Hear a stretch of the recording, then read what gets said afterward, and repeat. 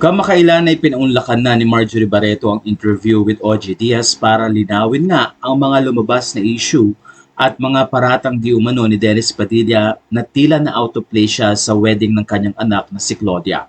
Pero ayon na rin sa kwento ni Marjorie Barreto, may mga resibo at photo na makikita sa church na inasikaso at hindi binaliwala ang presensya ni Dennis bilang ama ni Claudia. Sinabi rin ni Marjorie na wala siyang control pagdating sa programa ng wedding dahil ang mother butler ng church ang kailangang masunod sa kaayusan ng nasabing kasal.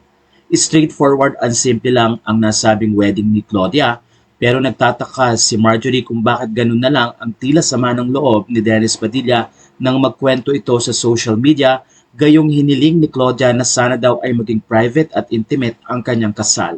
Kaya naman dahil dito, hindi napigilang maglabas ni Marjorie ng mga resibo at mga photos na makikitang naging maayos ang kanyang family kay Dennis.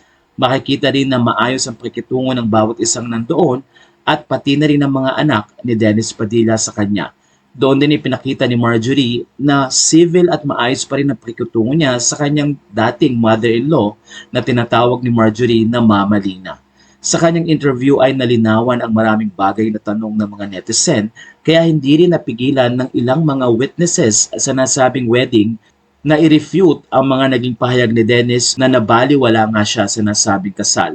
Kwento ng isang eyewitness na nagbigay pa ng photo, "Really, I was there and witnessed this whole affair. Not true. The kids treated him with great respect, but sadly he wasn't really present in their lives. So I think they gave him the best they could, showing respect to him and his mother and brother. The children were very respectful of their father. This is not true at all, Dennis Padilla. Why would you say that of your own children?" Sabi pa ng isa, "Shame on you, Dennis Padilla, and so unfair because you know they were very respectful of you, your mother, their lola, and your brother, their uncle." Isang photo pa ang ipinakita ng netizen. Yan sila, they even had photos with them as family of the bride.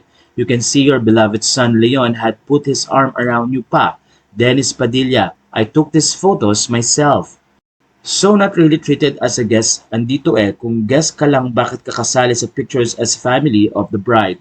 Sa puntong ito ay kumbinsido ang ilang mga netizen na maayos ang naging treatment kay Dennis. Siguro nga daw ay sobrang emotional lang si Dennis that time kaya siya nagkaganoon.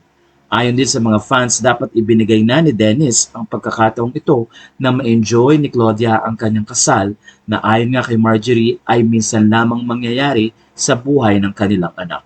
Wala na pong masasabi niyo sa story nito.